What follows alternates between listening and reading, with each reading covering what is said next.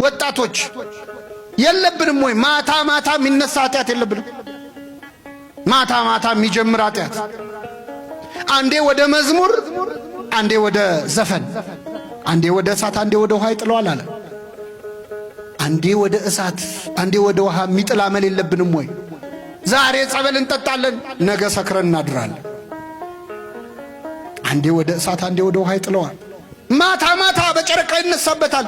ሲመሽ የሚጀምሩ ኃጢአቶች የሉም ወይ? ማታ ማታ የምንሰራቸው ከዚህ በኋላ አልሰራውም ከዚህ ሱስም አላቀቃለሁ ብለን ተመልሰን የምንገባበት የለም ወይ?